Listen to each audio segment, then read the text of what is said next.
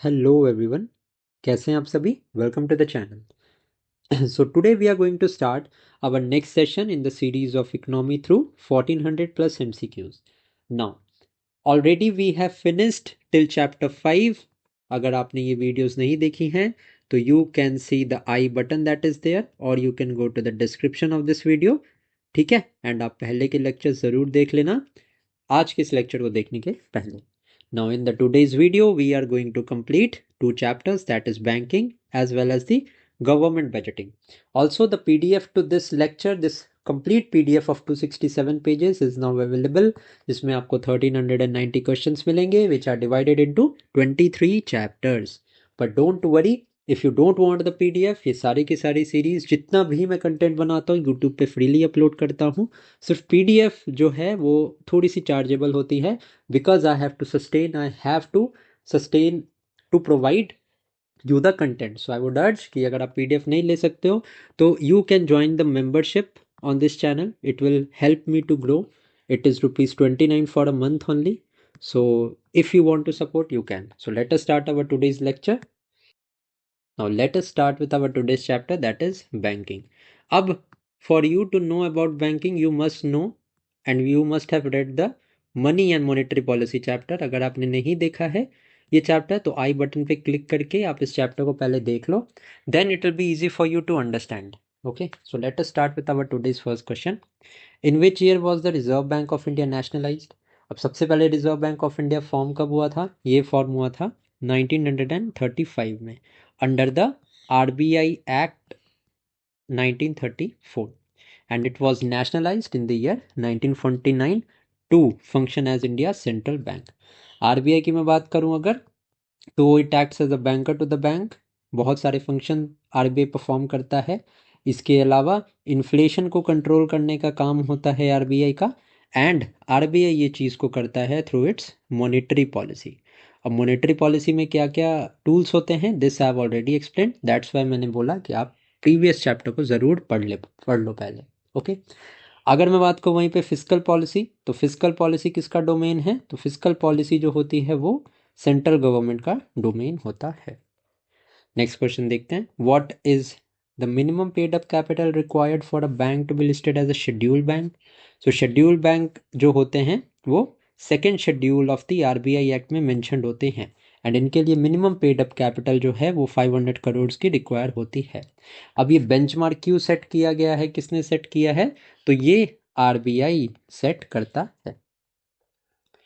Next है, now which body serves as the apex decision making entity for RBI?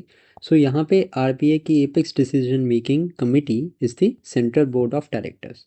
No it had 21 members. Now इनका जो term होता है वो 4 years का होता है। नेक्स्ट अगर मैं इंपॉर्टेंट पॉइंट की बात करूँ तो टोटल 21 मेंबर्स होते हैं, ये मैंने अभी आपको बताया, जिसमें एक there is the governor of the RBI and after that there are 4 deputy governors. ठीक है, एंड उसके बाद में 10 गवर्नमेंट नॉमिनेटेड डायरेक्टर्स होते हैं एंड 2 फाइनेंस मिनिस्ट्री के ऑफिशियल्स होते हैं। This is the total outlay of 21 members. Now इनके बारे में आपको पता होना चाहिए। ओके, नाउ नेक्स्ट देखते हैं question, how many deputy governors can be appointed to the RBI at maximum? So maximum RBI में जो है वो 4 डिप्टी गवर्नर्स अपॉइंट होते हैं।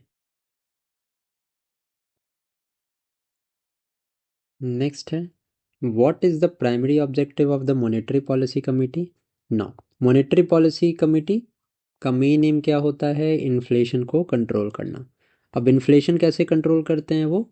सो they decide the benchmark policy rate such as the repo rate, reverse repo rate, CRR, SLR। ठीक है, the rates are decided by the monetary policy committee but basically वहाँ पे रेपो रेट को decide किया जाता है which helps to control the inflation in the market.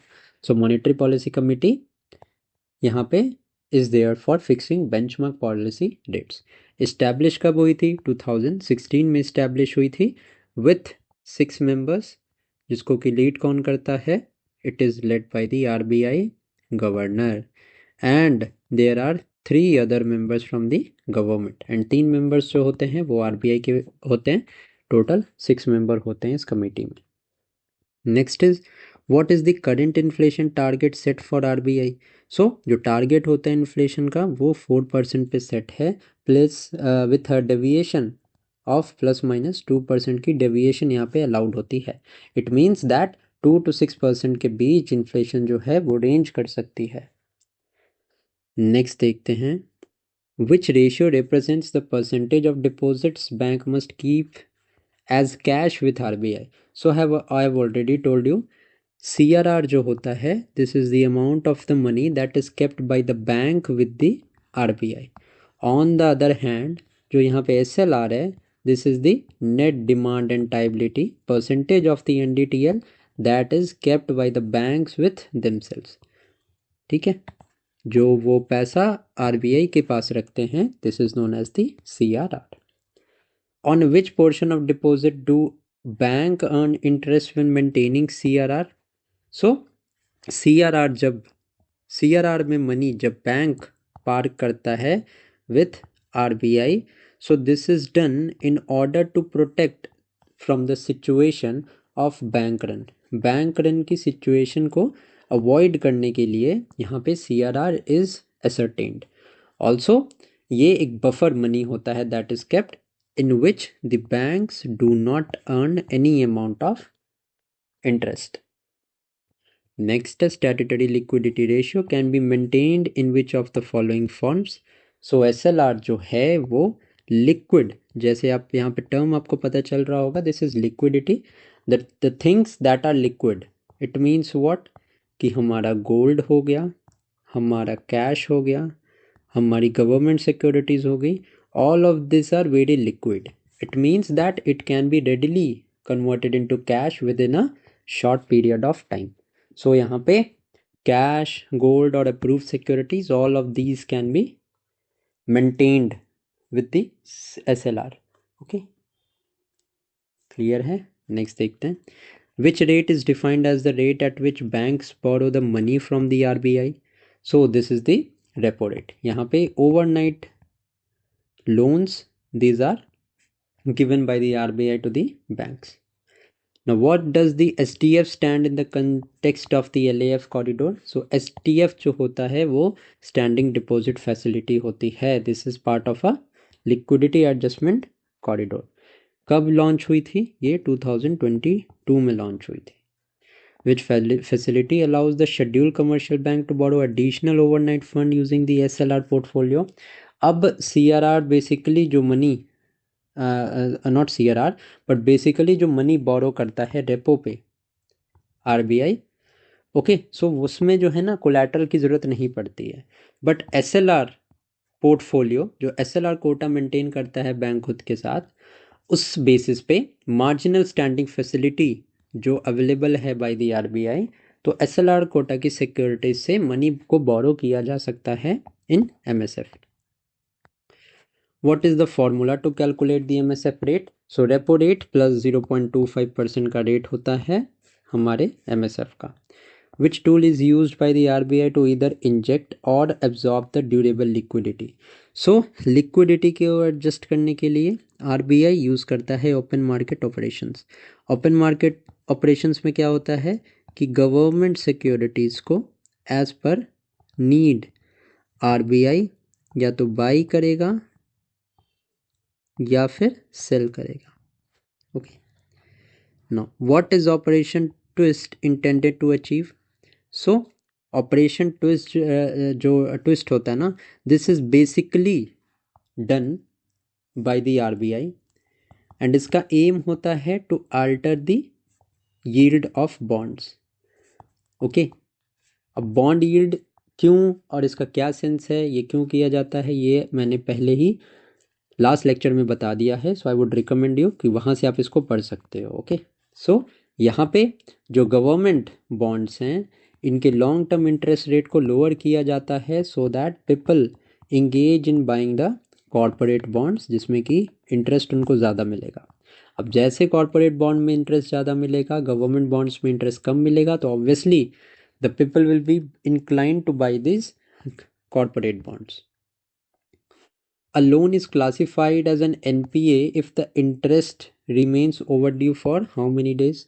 So अगर interest नहीं मिला है प्रिंसिपल पे for a period of 90 days, then the loan is classified as the non performing asset, या एनपीए भी इसको हम कहते हैं.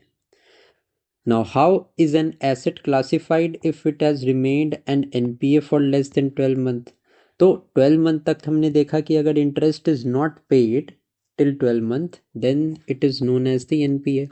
बट अगर एनपीए के बाद लेस देन 12 मंथ तक एसेट कोई है तो उसको हम सब स्टैंडर्ड एसेट बोलते हैं. सबसे पहले तो एनपीए हो गया when the interest is not paid for more than 90 days, 3 महीने तक इंटरेस्ट पेमेंट नहीं हुआ तो.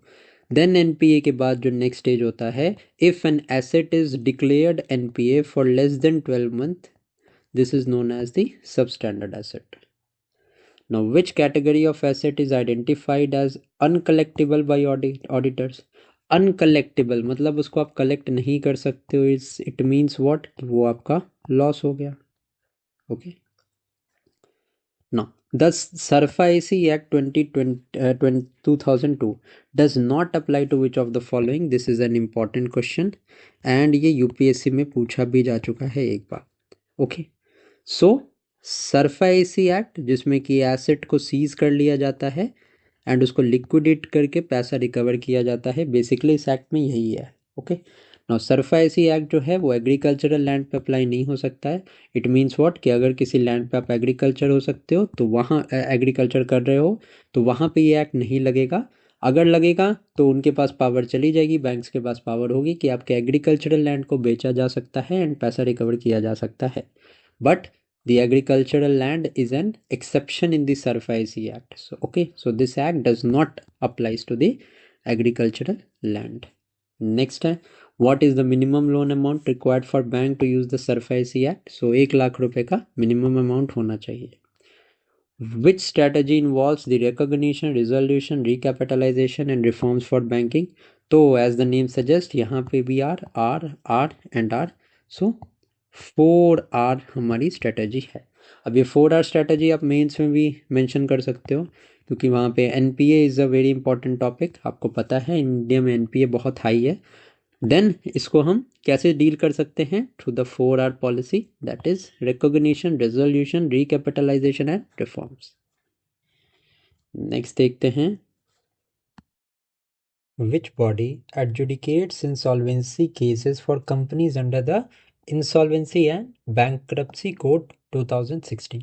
So इसके अंदर the National Company Law Tribunal, this acts as a adjudicating body for the corporate insolvency resolution. Now, domestic systematically important bank DSIB must have assets exceeding what percentage of GDP? Now this I have told you multiple times that DSIBs को जो है उनके जो assets हैं वो 2% से around होने चाहिए of the GDP. Now, which of the following is not a DSIB in India? So SBI is a DSIB, ICICI and HDFC, ये तीनों बैंक अभी domestically systematically important बैंक है. Okay, Axis Bank is not a DSIB. Now, what is the share of the central government in the regional rural banks? So ये जो RRB हैं इसमें जो है ना सेंट्रल बैंक्स होते हैं, स्पॉन्सर बैंक्स होते हैं एंड स्टेट गवर्नमेंट होता है. ओके. सो यहाँ पे जो 50% इक्विटी है, शेयर है, that is holded by the central government. 35% sponsor banks की होती है, मे it B SBI, may it B PNB, कोई भी स्पॉन्सर बैंक हो सकता है. 35% स्टेक उनकी होती है एंड 15% स्टेक जो है वो स्टेट गवर्नमेंट की होती है. Which entity supervises the regional rural banks RRBs? So RRBs को रेगुलेट इंडिया में निबार्ड करता है. ओके. जो डायरेक्ट सुपरविजन होता है ये नबार्ड का होता है एंड आपको पता ही होगा नबार्ड भी अल्टीमेटली फॉल करता है आरबीआई के अंडर ही. So immediate supervision rests with the NABARD, whereas the ultimate or the direct or the indirectly at the top RBI regulate करता है.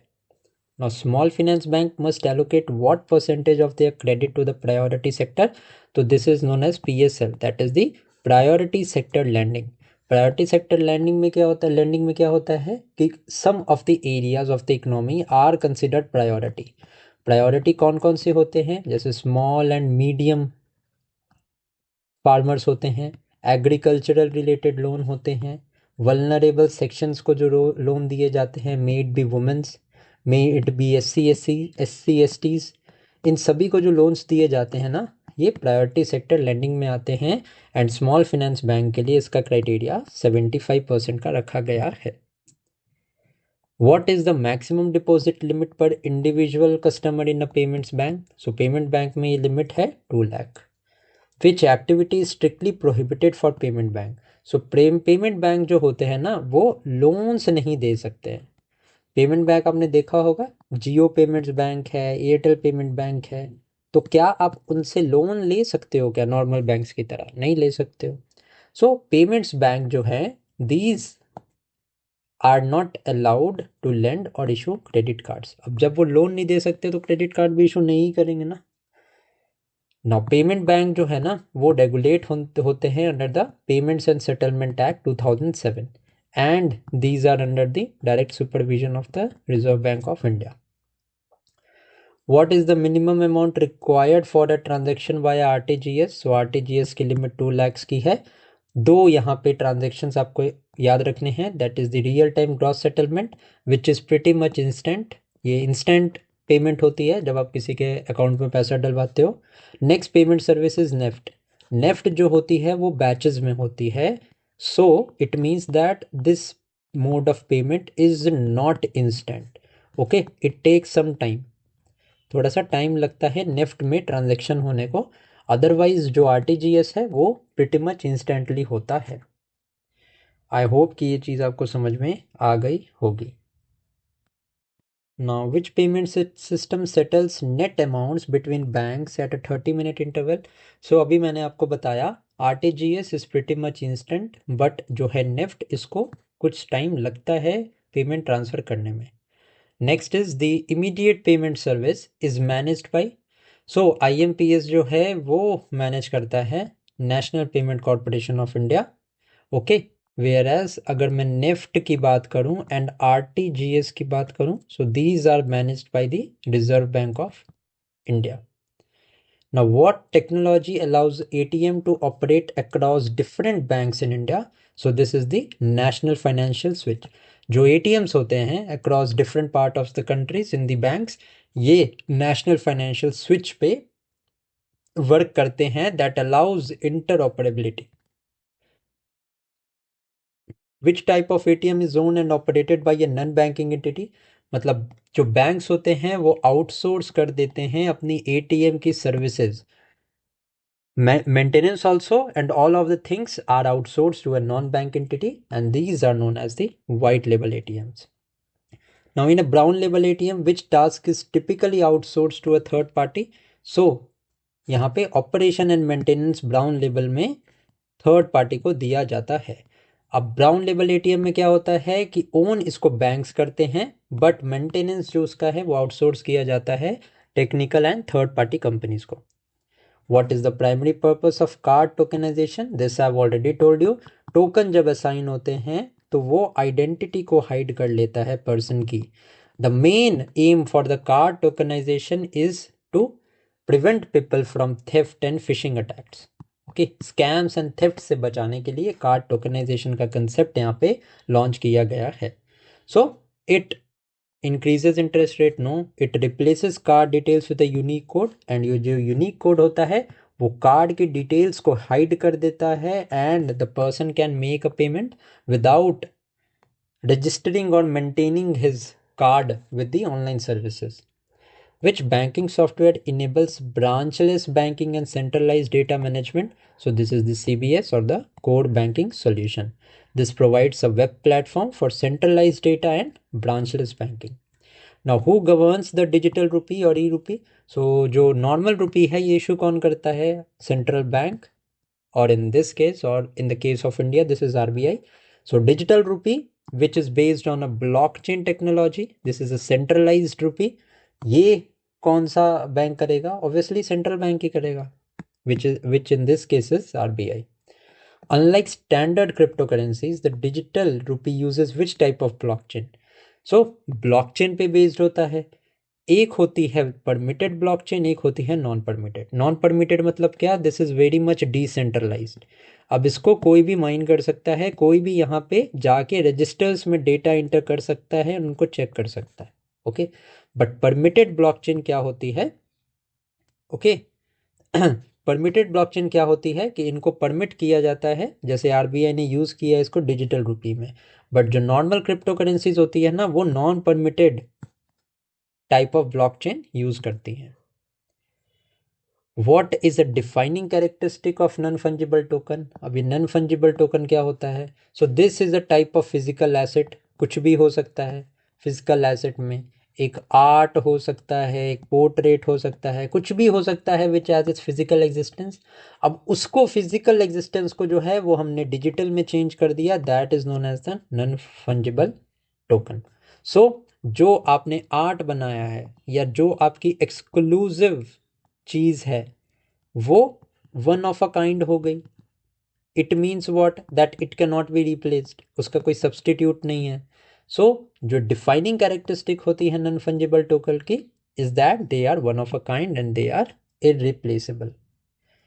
Now, which entity regulates the Urban Cooperative Bank for management and operational oversight? So urban cooperative bank अब जो है वो RBI के under आ गया है. इस चीज़ को आप ध्यान में रखना, यहाँ पे ये थोड़ा सा अप्रोप्रिएट नहीं है. ओके, मेन कंट्रोल जो है वो आरबीआई का है. To a some extent state government की अथॉरिटी होती है, बट मेनली आरबीआई के अंडर है. Which cooperative entities operate at a village level?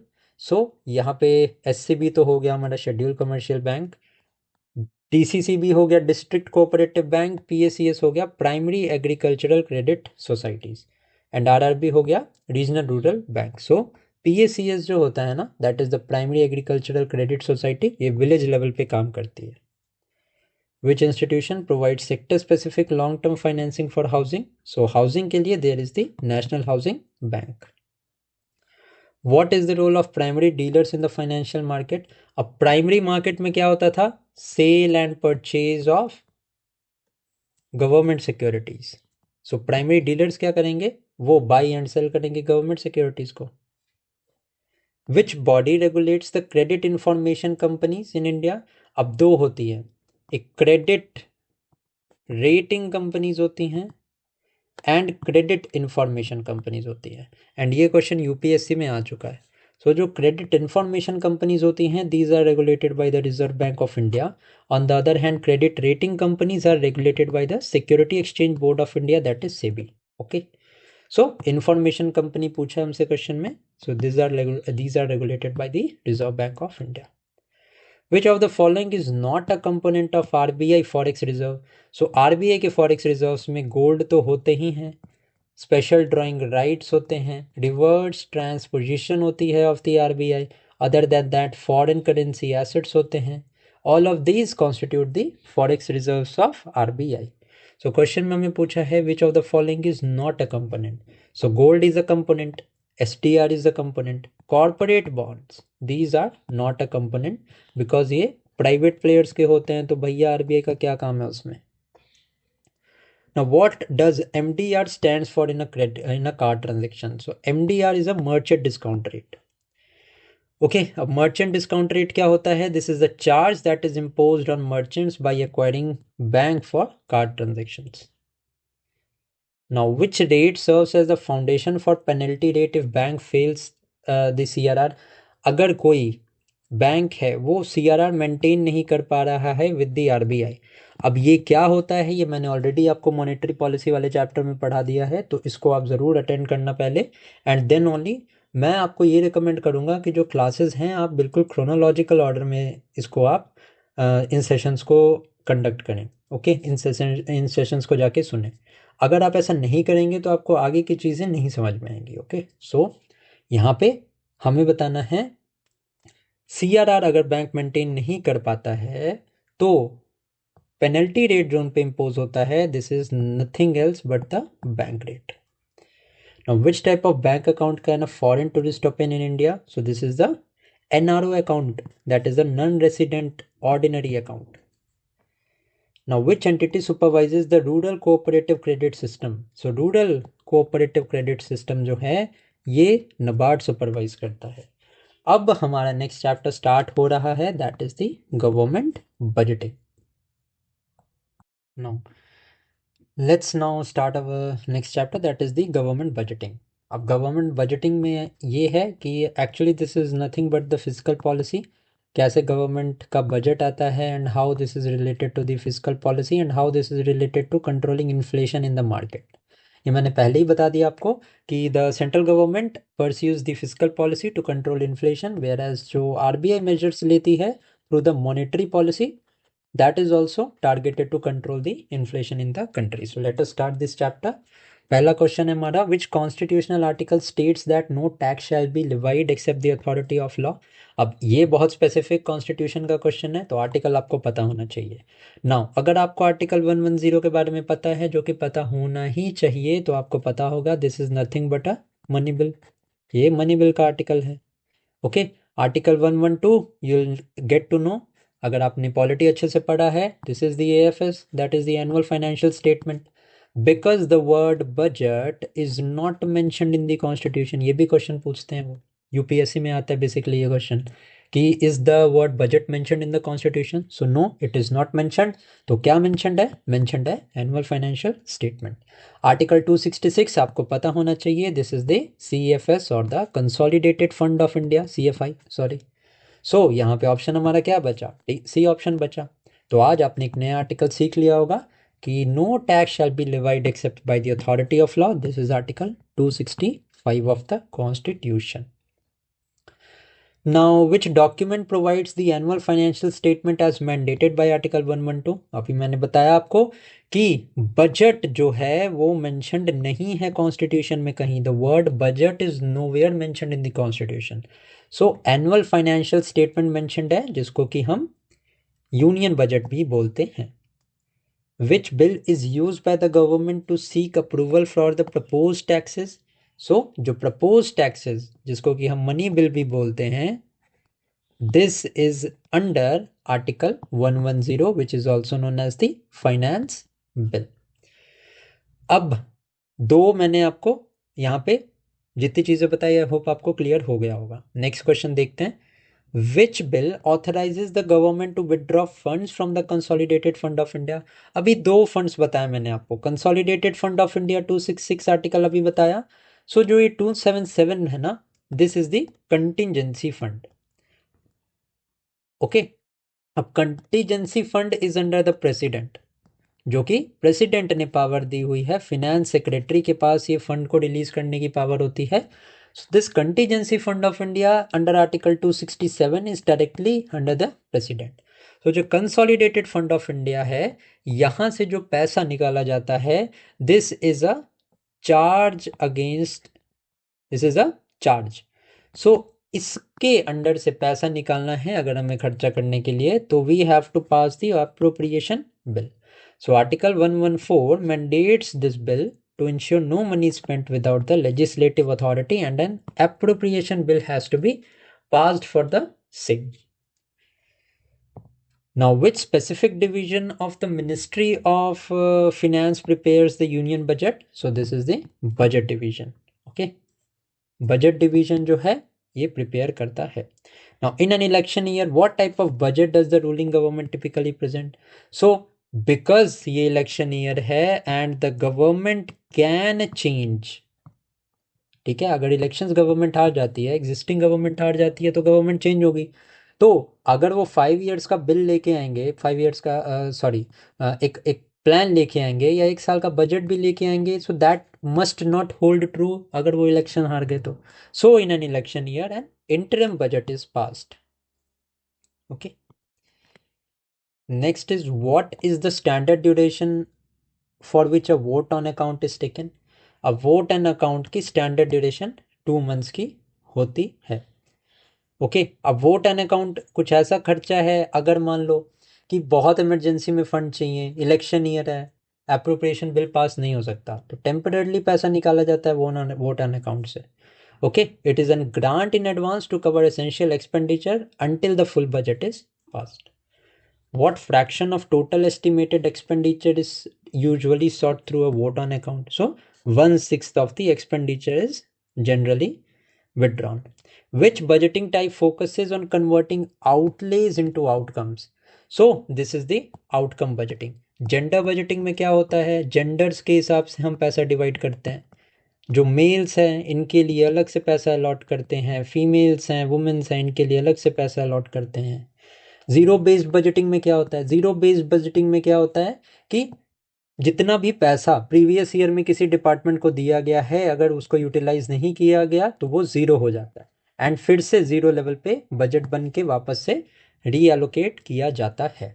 Okay, performance budgeting में क्या होता है, परफॉर्मेंस के हिसाब से बजट यहाँ पे एलोकेट किया जाता है। जो डिपार्टमेंट जिस तरीके से परफॉर्म करेगा उसको उस हिसाब से पैसा दिया जाएगा।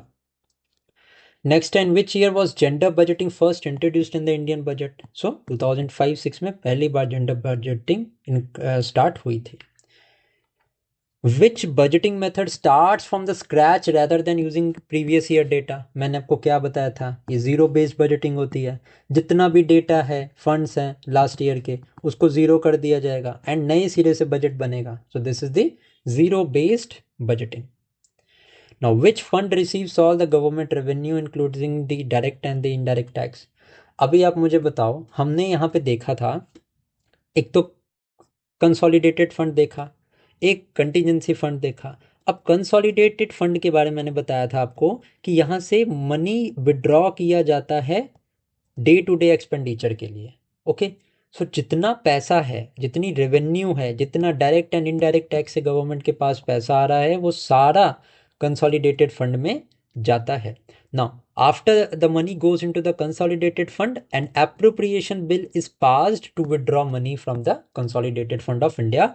एंड इसके रिगार्डिंग आर्टिकल 266 है, इसको बहुत इंपॉर्टेंटली याद रखना। Next is under which article is the consolidated fund of India establish? This is an Article 2661. Who manages the contingency fund of India on behalf of the president? मैंने बताया था आपको, contingency fund under article 267 is held by the president, but president ने manage करने की power दी है finance secretary को। What is the primary purpose of the contingency fund? अब कंटीजेंसी मतलब क्या है, an emergency situation.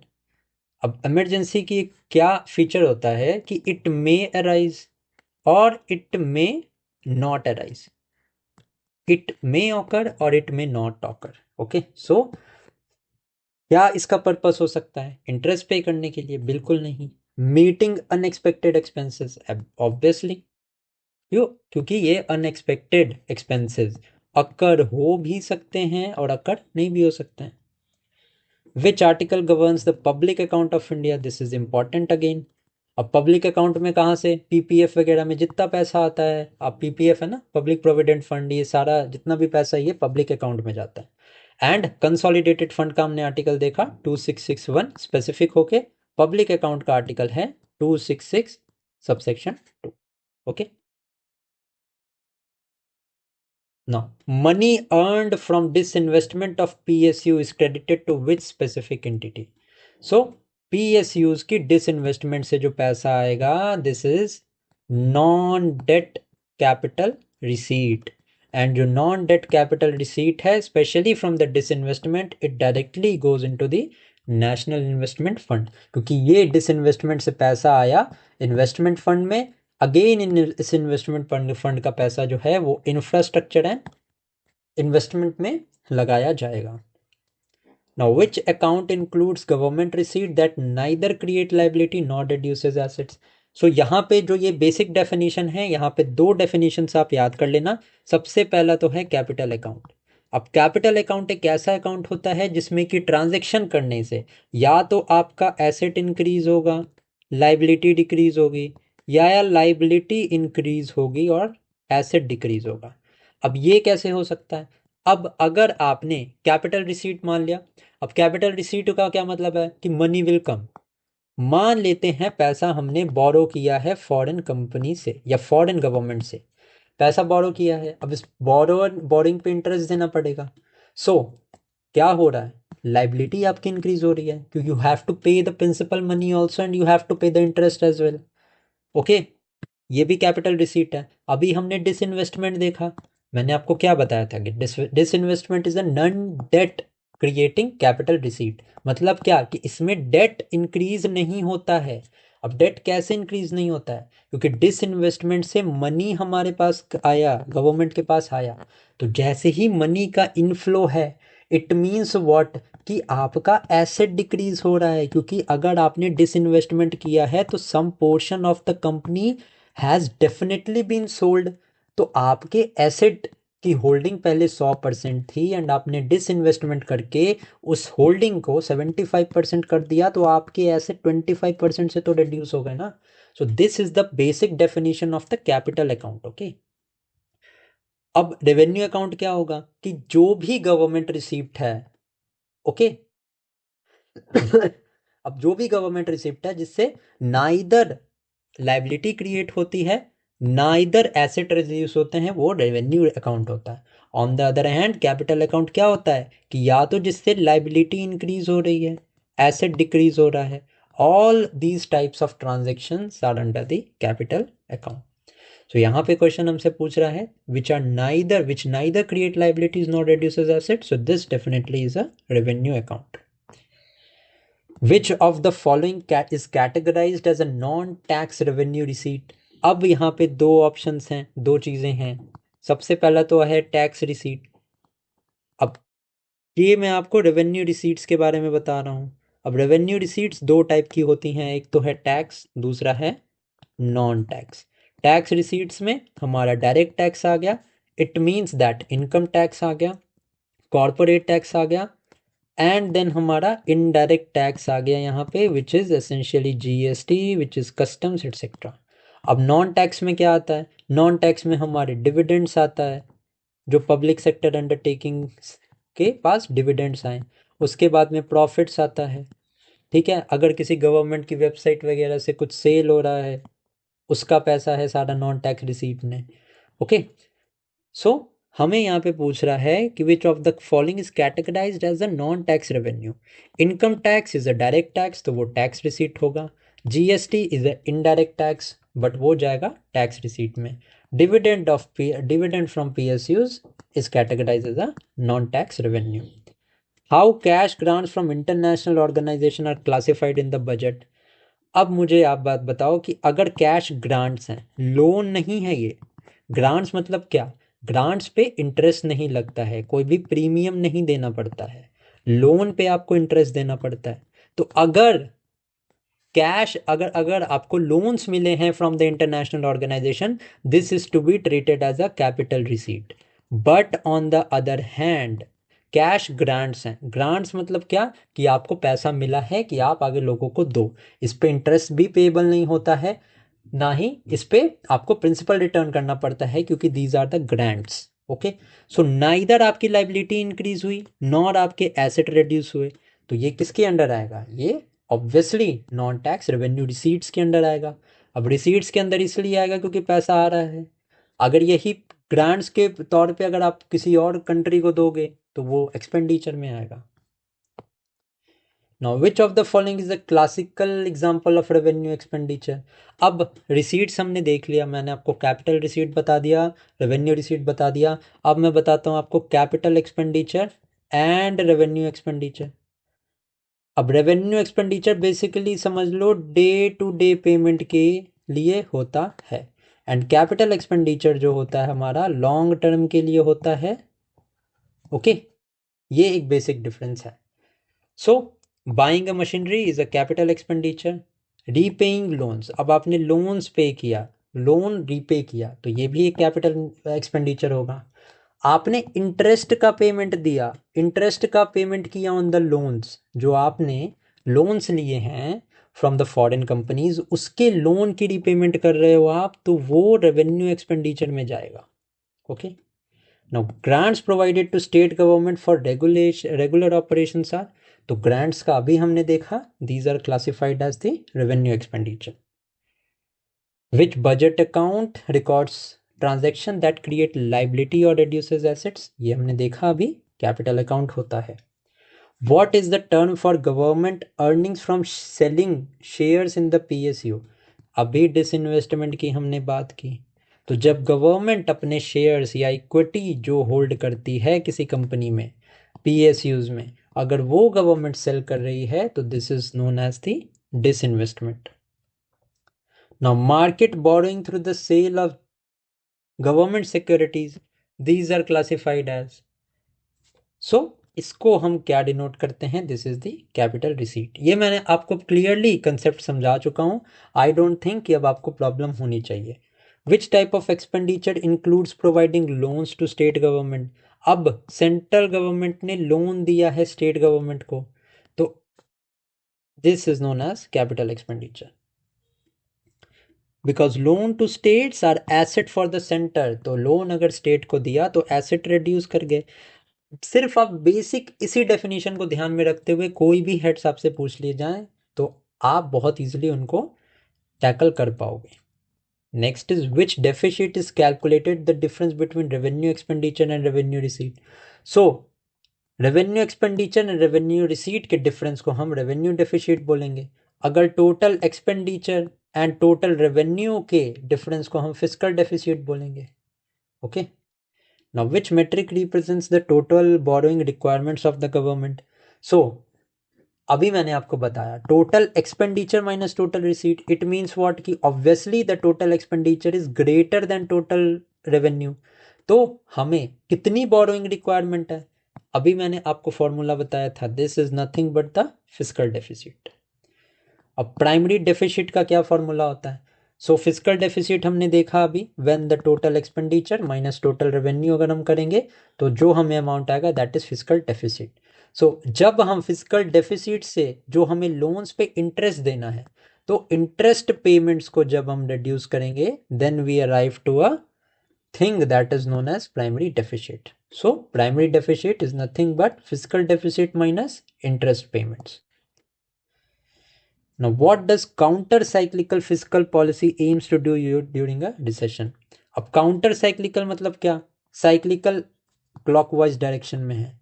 Counter cyclical क्या होगा कि वो रिवर्स आएगी. रिवर्स आके क्या करेगी, एग्रीगेट डिमांड को बूस्ट करेगी.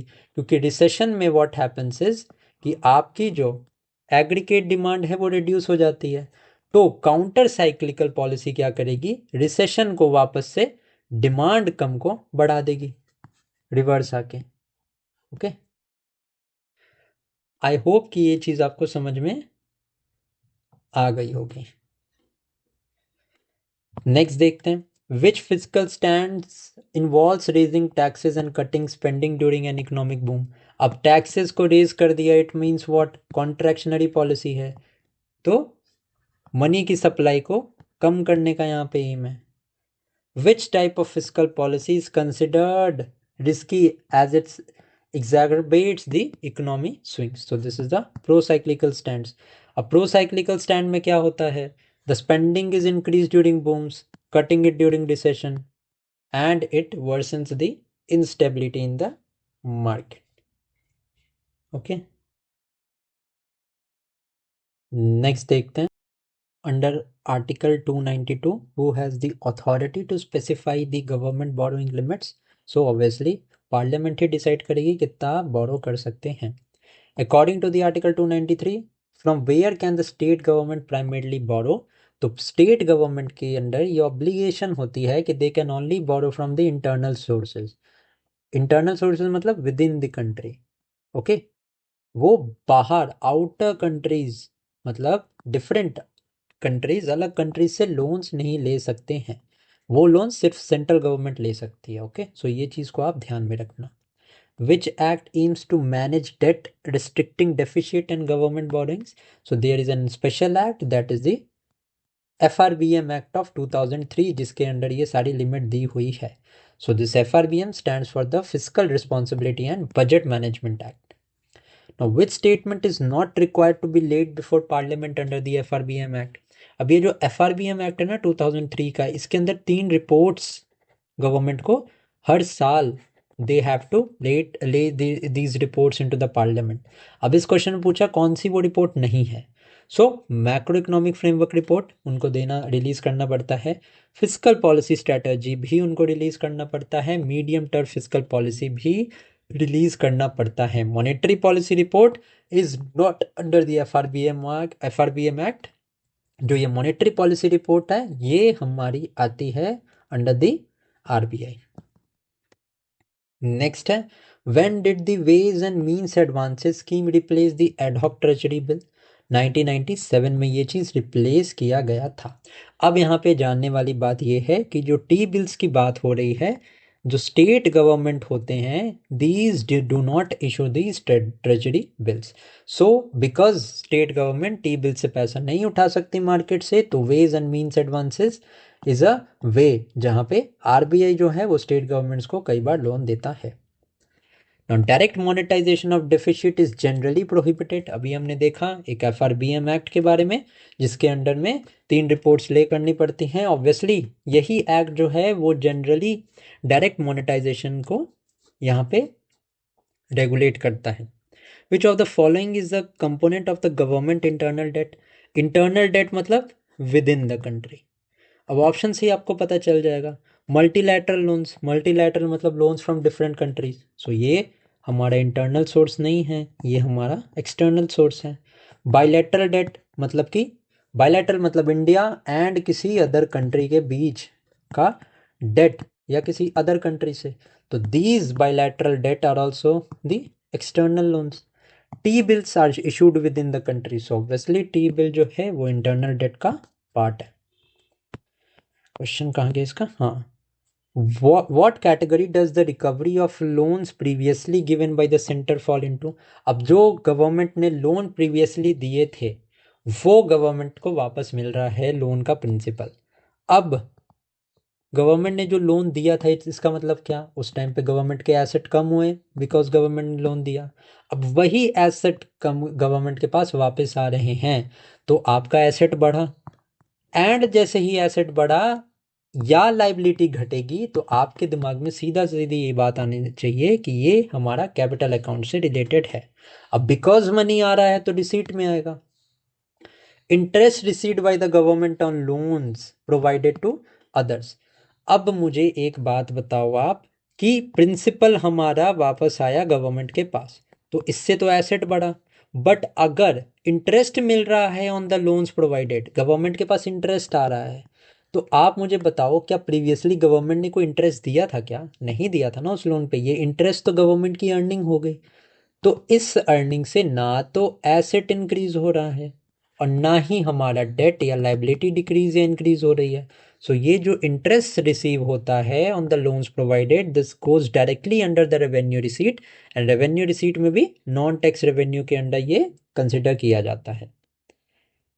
नेक्स्ट क्वेश्चन है which term describes the cumulative amount outstanding that the government has borrowed. तो टोटल अमाउंट को हम नेशनल डेट ही बोलते हैं। Now, off budget liabilities refer to financial obligation of entities owned by। So, off budget liabilities जो financial obligation central government own करता है उसे हम बोलते हैं। External assistance usually involves a lower interest rate from which source। अब external assistance या जो लोन्स देते हैं फॉरेन कंपनीज या foreign companies not foreign governments, so उन लोन पे ना बेसिकली बहुत लो इंटरेस्ट होता है। ओके क्योंकि वो या तो बायलैटरल लोन्स में आएगा या मल्टीलैटरल लोन्स में आता है, उसका मतलब पैसा कमाना नहीं होता है, उसका मतलब असिस्टेंस का होता है, एंड असिस्टेंस पे जनरली बहुत लो रेट ऑफ इंटरेस्ट होता है। Now, which budgeting system helps identify and eliminate the excessive and unnecessary expenditure? So obviously ये जीरो बेस्ड बजटिंग है, ये मैंने आपका कंसेप्ट आपको पहले ही बता दिया है, सो आपको इसमें प्रॉब्लम नहीं होनी चाहिए। If the government borrows to meet the consumption needs rather than investment, which deficit rises? अब मैंने आपको क्या बताया था, रेवेन्यू एक्सपेंडिचर क्या होता है, just a second. Revenue expenditure क्या होता है, ये वो एक्सपेंडिचर है जो कि डे टू डे ऑब्लिगेशंस को पूरा करने के लिए किया जाता है। यहाँ पे क्या क्वेश्चन है कि गवर्नमेंट ने बोरो किया है to meet the consumption needs, and consumption needs are essentially day to day basis पे ये नीड्स होती हैं। सो ऑब्वियसली ये जो एक्सपेंसेस होंगे, ये जो डेफिशिट होगा, this is a revenue deficit. Now, which body adjudicates the audit of all expenditure from the public accounts? So ये हमारा CAG करता है। CAG is mentioned under Article 148 of the Constitution and this is a constitutional body. अब public accounts committee एक committee होती है जिसको CAG assist करता है, जो कि एक्सपेंडिचर्स को ऑडिट करती है और from the public account. Which specific type of tax is calculated as a fix percentage of items value? तो आइटम के वैल्यू पे फिक्स परसेंट जो टैक्स लगता है ना, वो एड वैलोरम टैक्स है। प्रोपोर्शनल टैक्स क्या होगा कि जैसे इनकम इंक्रीज होती जाएगी या जैसे क्वांटिटी इंक्रीज होती जाएगी वैसे वैसे टैक्स भी इंक्रीज होते जाएगा। जैसे प्रोपोर्शनल टैक्स का एक सबसे बेहतरीन एग्जांपल हमारे इंडियन इकोनॉमी के सिस्टम में है इनकम टैक्स। आप देखते होंगे जैसे जैसे टैक्स स्लैब इंक्रीज होते जाता है, the amount of income tax rises. Okay, now the a tax that increases in the rate as the tax value rises is known as the progressive tax। Income tax primarily हमारा progressive taxation का example है। Which of the following is an example of regressive tax? अब regressive tax क्या होता है कि जैसे GST है, अब मान लेते हैं अंबानी भी, the Ambani family also buys a 10 rupee biscuit का packet and a poor person also buys a 10 rupees biscuit का packet.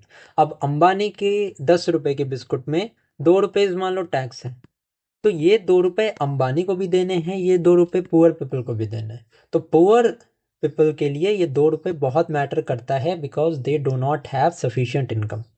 Okay, but the Ambanis won't even care to pay this 2 rupees tax on this biscuit. Okay, अब biscuit पे GST लगता है obviously, so this is basically a regressive tax. Okay, क्योंकि lower income level के लिए के जो लोग होते हैं उनको पे ज़्यादा करना पड़ता है। Now, what is the term for a tax imposed as at the production source? So, production source में जो tax लगता है, this is known as the origin based tax and it is levied where the goods are manufactured. Now, which tax replaced multiple indirect tax to create a unified system? तो 2017 में आपको पता होगा by the 101st constitutional amendment, the goods and services tax was introduced. Next है which constitutional amendment act introduce GST? अभी मैंने बताया 101st। And कौन सी कमेटी थी? केलकर कमेटी थी जिन्होंने पहली बार प्रपोज किया था। Who serves as the chairperson of the GST council? तो the finance minister, union finance minister acts as the chairperson of the GST council. अब decision in the GST council are made by, so यहाँ पे जो majority होती है वो 3/4 majority की जरूरत होती है। Now, what is the primary purpose of finance commission? अब फाइनेंस कमीशन भी आपको पता होना चाहिए, this is a constitutional body mentioned under article 280 of the constitution. Constitute कौन करता है फाइनेंस कमीशन को? प्रेसिडेंट करते हैं। What is the main purpose? To tax devaluation or tax devolution between the tax division between the centre and the state government. ठीक है, tax distribution का काम होता है। Under which article is the Finance Commission established? Article 280। 15th finance commission के chairman कौन थे? तो एनके सिंह जो थे वो 15th फाइनेंस कमीशन के हेड थे। 16th फाइनेंस कमीशन की मैं बात करूं तो Arvind Panagariya sir is the chairman of the 16th finance commission and recently इनकी रिपोर्ट भी आई है जिसमें कि tax devolution is fixed at 41%। 41% 15th finance commission ने भी रिकमेंड किया था, 16th ने भी किया है। what was the state share in the central taxes recommended by the 15th finance commission? 41%। ये 15th में भी था एंड अभी 16th फाइनेंस कमीशन की भी रिपोर्ट आई है, इसमें भी 41% है। which term refers to the process of the government borrowing to finance additional expenses? अब गवर्नमेंट के पास पैसा नहीं है एक्सपेंस करने के लिए, एक्सपेंडिचर करने के लिए, तो गवर्नमेंट जो पैसा बोरो करेगी एडिशनल एक्सपेंसेस को बियर करने के लिए this is known as the deficit financing, जिसमें कि गवर्नमेंट जो है वो फंड्स बोरो करती है to cover its budget gaps. Now which tax is levied on the profit of corporation? So मैंने आपको बताया था आपकी इनकम पे जो है वो इनकम टैक्स लगता है, जो कंपनीज के प्रॉफिट्स पे टैक्स लगता है this is known as the corporate tax. Okay, now what was the minimum alternate tax designed to address? So zero tax companies, जो कंपनीज अपनी जो है वो जीरो टैक्स लगा के अपने आप को बेनिफिट में रखना चाहती हैं, उनको उन पे मिनिमम अल्टरनेट टैक्स लगाया जाता है। एक अल्टरनेट मिनिमम टैक्स भी होता है, this is imposed on the cooperative sector. ठीक है, which tax is levied on the purchase and sale of the share and bonds? तो शेयर एंड बॉन्ड्स पे जो टैक्स लगता है उसको हम एसटीटी बोलते हैं, और the security transaction tax. Now, what is the popular name for the equalization levy on the non-resident digital entities? So, equalization levy mainly बड़ी digital entities पे such as Google वगैरह पे लगाया जाता है. So, because Google is a very big company, so इस tax को Google tax भी बोला जाता है. Which of the following is a destination based indirect tax? पता ही होगा जीएसटी के बारे में, मैं आपको बता चुका हूँ. Which deficits highlights the current fiscal imbalance excluding interest obligation? तो जब fiscal deficit से हम interest को minus करते हैं, the thing that comes to us is primary deficit. Which article allows the government to take ways and means advances from RBI? So ये किसी act में मेंशन नहीं है, बट कि आरबीआई एक्ट के प्रोविजन 1934 आरबीआई एक्ट के provision में ways and means advances का मेंशन है. Which budgeting feature ensures the outlays lead to fiscal targets? So this is the outcome budgeting, this we have already seen. So with this 70 questions plus वो 50 questions के साथ we have finished this chapter. I hope कि आपको ये chapter समझ में आया होगा, वीडियो आपको अच्छी लगी होगी. अगर अच्छी लगी है तो do give this video a like. अगर आप चैनल पे नहीं हो, you can subscribe to the channel. बहुत सारा बेनिफिशियल कंटेंट आपके लिए इस चैनल पे ऑलरेडी अवेलेबल है. You can go to the playlist section और you can goes to the video section. 600 plus videos हैं यहाँ पे. ओके, सो आप एक्सप्लोर कर सकते हैं, वीडियोज़ देख के अपने प्रिपरेशन को इन्हेंस कर सकते हैं. सो thank you for watching this video and keep studying.